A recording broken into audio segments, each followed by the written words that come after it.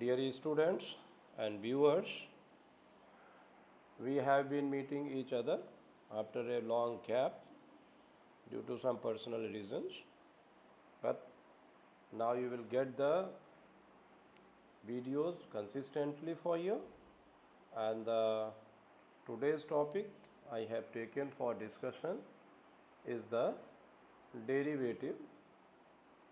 So before starting derivatives of the functions, we must understand what is called derivative and how this is denoted. So let us consider we have any function y is equal to fx. This is my function y is equal to fx. ये हमारा आपका function है कोई भी, and this is defined in certain interval. ये किसी भी interval में डिफाइंड है. It has a definite value for each value of this. This is x argument. This is called argument x in the interval. So what we need to do is the ratio of change in the value of function with respect to change in value of x. If this value delta y is tending towards 0 and delta x is also tending towards 0, and you are getting this delta y, ratio of these delta y upon delta x of finite value.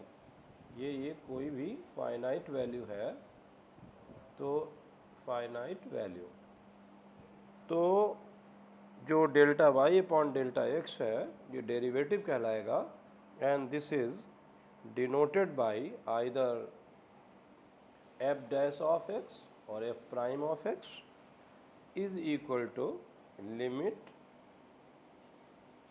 delta x, as I said, delta x tends to 0, and this delta y is to delta x is the ratio of the change in value of function with respect to change of value of argument, and this is equal to limit this delta x tends to 0, and this is f of x plus delta x minus fx upon this delta x.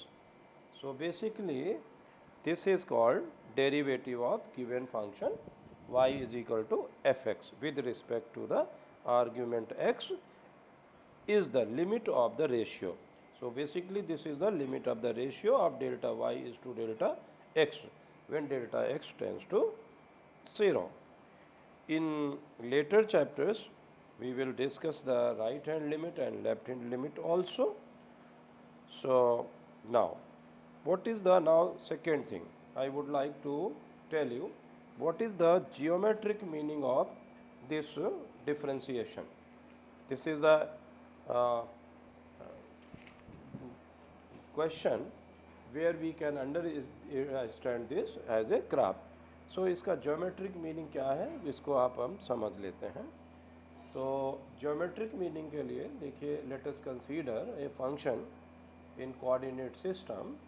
तो ये हमारा आपका ये coordinate system है, x axis and y axis with origin, and we have the curve. This is the curve. I have chosen 2 points. One secant is there.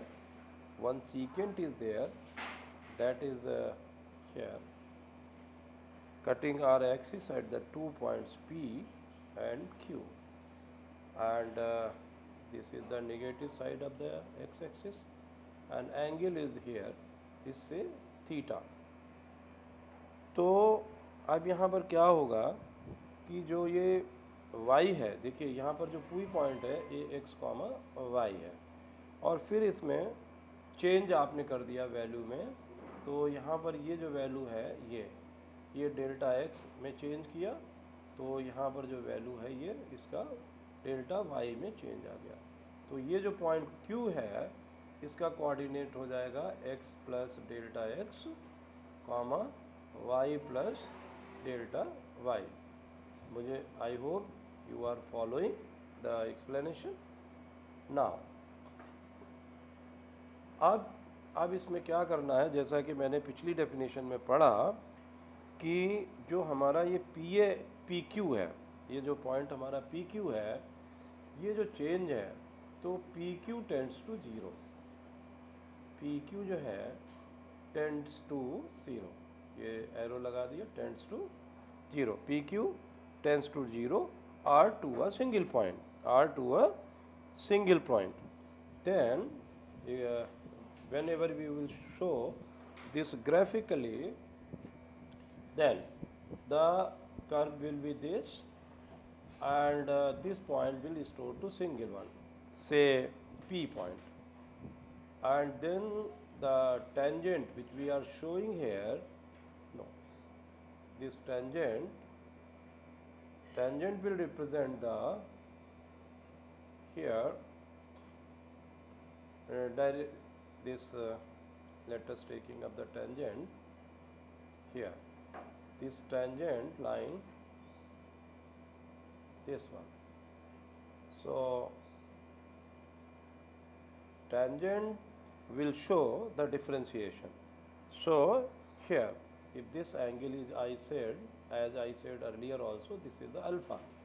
तो जो हमारा tan theta होगा, तो tan theta will be the slope of this tangent, and slope of the tangent will be delta y over delta x, change in y to change in x.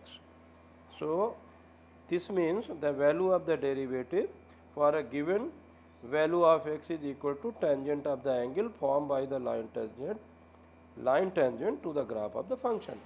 जो ये function है, ये जो function है ये हमारा fx है। तो इस फंक्शन के जो ग्राफ होगा, जो हमारा कर्व होगा, उसके किसी भी पॉइंट पर जो टेंजेंट होगी वो डेरिवेटिव को प्रेजेंट करेगी। तो the meaning of the term rate of change of y with respect to x as x increased by some additional value, the additional change in y also happens, and the rate of change of value of y with respect to change in value of x is called derivative of the function. ये बात तो रही आपकी definition की। अब हम दो तरीके से डेरिवेटिव निकालते हैं, एक तो यूजिंग फर्स्ट प्रिंसिपल और दूसरा फार्मूले का यूज़। तो एक क्वेश्चन आपको हम पहले फर्स्ट प्रिंसिपल से बताएंगे, बहुत सिंपल क्वेश्चन। जैसे कि मान लिया आपके पास में आपका कोई भी फंक्शन है y is equal to X square. तो y is equal to X square है, तो अगर इसमें चेंज कर देंगे x की वैल्यू में, स्मॉल चेंज है, तो सबसे पहले हमने ये f ऑफ x लिखा, तो ये वैल्यू y की है, ये हमारा हो जाएगा एक्स स्क्वायर। उसके बाद अगर हम इसमें स्मॉल चेंज करते हैं h का, तो ये हमारी वैल्यू हो गई चेंज बाई h, तो हमारी जो फंक्शन की वैल्यू आ गई वो x plus H whole square आ गया। अब जैसा कि हमने आपको बताया कि जो डेरिवेटिव है वो rate of change of value of y with respect to s when this change is tending towards 0, तो h टेंड्स टू 0, और limit of this function is h tends to 0। Now f(x plus h), ये y की वैल्यू में change है, f(x) ये delta y है, और यहाँ पर नीचे हमारा क्या है, change in value of x। तो हम ऐसे भी लिख सकते हैं, पर नेक्स्ट स्टेप में डायरेक्टली हम लिखेंगे limit h tends to 0 f of x plus h, तो ये जो वैल्यू हो गई हमारी क्या हो गई, x प्लस एच की वैल्यू हो गई x plus H whole square और माइनस एक्स स्क्वायर और इसकी जगह पर h हो गया। तो यहाँ देखिए कैंसिल होने के बाद h आ जाएगा और x प्लस एच की वैल्यू यहाँ पर ये दी हुई है x प्लस एच का होल स्क्वायर और एफ एक्स की वैल्यू एक्स स्क्वायर। तो यहाँ आपने सब्स्टिट्यूट कर दिया। अब इसको क्या करेंगे, इसको सिंप्लीफाई करेंगे। जो हमारे सामान्य एल्जेब्रिक फार्मूले हैं, आइडेंटिटीज़ हैं, तो limit h tends to 0 X square plus H square plus 2hx। तो जो लोग नहीं जानते हैं वो ये समझ लें कि हमने a plus B whole square का फार्मूला लगाया, a square plus B square plus 2ab minus X square और ये h है। तो ये एक्स स्क्वायर और एक्स स्क्वायर आपका कैंसिल हो गया। अगली वैल्यू आपकी आई लिमिट h टेंस टू 0 और ये H square plus 2hx divided by h। अब ये हम चूँकि लिमिट निकालने जा रहे हैं तो लिमिट ऑफ द फंक्शन निकालने के लिए हमारा डिनोमिनेटर जो है वो 0 नहीं होना चाहिए, नहीं तो फंक्शन अनडिफाइंड हो जाएगा। तो हम ऊपर से h कॉमन ले लेंगे और h कॉमन लेने के बाद इसको हम कैंसिल कर देंगे 2x और नीचे हो जाएगा h। तो h से h कैंसिल हो गया। आपका जो फंक्शन है अब फाइनली आ गया, देखिए ये आपके पास आ गया लिमिट h टेंस टू 0 और h प्लस 2x। अब आप यहाँ पर लिमिट निकालने के लिए h की वैल्यू सब्स्टिट्यूट कर देंगे तो आपका फाइनली डेरिवेटिव जो आ गया हमारा वो आ गया 2x। इसी फार्मूले का यूज़ करके हमने जितने भी डेरिवेशन के फार्मूले निकाले हैं उनको तैयार किया है। तो आज के डिस्कशन में सबसे पहले हम आपको सिखाएंगे कि हम एल्जेब्रिक फंक्शंस का, पॉलिनॉमियल्स का डेरिवेटिव कैसे निकालते हैं। तो एक फार्मूला आपको ध्यान में रखना है, याद रखना है आज derivative of x power n with respect to x। ये x पावर n है और इसका हम डेरिवेशन करने जा रहे हैं। तो इसका हो जाएगा n बाहर आ जाएगा और x की पावर n माइनस 1, ये हमारा डेरिवेटिव हो गया। तो देखिए इसके हम आपके लिए कुछ क्वेश्चन ला रहे हैं। तो क्वेश्चन क्या है, जैसे मान लो आपको डेरिवेशन करना है x पावर 7। तो x पावर 7 का ये हमारा फंक्शन है y और इसका हमें डेरिवेटिव निकालना है, मतलब dy/dx इसका निकालना है। तो हम क्या करेंगे, इसी फार्मूले का यूज़ करेंगे। n है तो n यहाँ बाहर आ जाएगा, यहाँ पे n की वैल्यू 7 है तो 7 बाहर आ जाएगी, x वही वेरिएबल है और पावर 1 कम हो जाएगी 7 माइनस 1।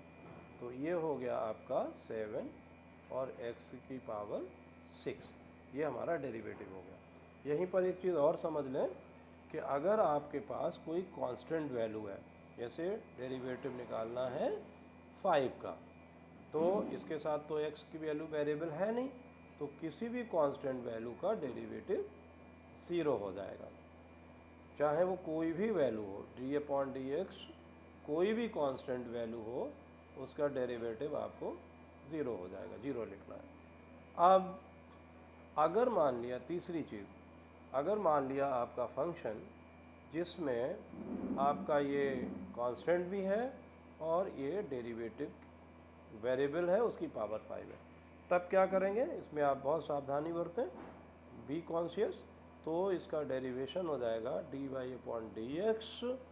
ये जो कांस्टेंट है इससे कोई भी मतलब नहीं रहेगा, ये वैल्यू एज इट इज़ रहेगी और जो बची हुई शेष वैल्यू है, यानी ये जो वैल्यू है, इसको आप डेरिवेटिव इसका निकालेंगे तो ये 5 बाहर आ जाएगा, ये x जैसा दिख रहा है तो इसको हटा देते हैं। तो हम यहाँ पर 5 को बाहर ले आएंगे और x की पावर 1 कम कर देंगे, ये 5 माइनस 1 है। फर्दर सिंप्लीफाई करने के लिए इसको क्या करेंगे, ये 7 और 5 है, मल्टीप्लाई कर देंगे ब्रैकेट ओपन करके, तो 7 5 = 35 और x पावर 4 हो जाएगा। तो इस चीज़ को ध्यान में रखेंगे, हम फिर रिपीट कर रहे हैं आपके लिए तीनों बातें एक साथ में। अगर आपको डिफरेंशिएशन निकालना है किसी कांस्टेंट वैल्यू का, जैसे 10 है, तो आपका आंसर होगा 0। अगर आपको डेरिवेशन निकालना है किसी भी वेरिएबल का, जैसे मान लिया x की पावर 8, तो आपका फार्मूला हो जाएगा 8x की पावर n 8 माइनस 1, तो ये आपका आ जाएगा 8x पावर 7।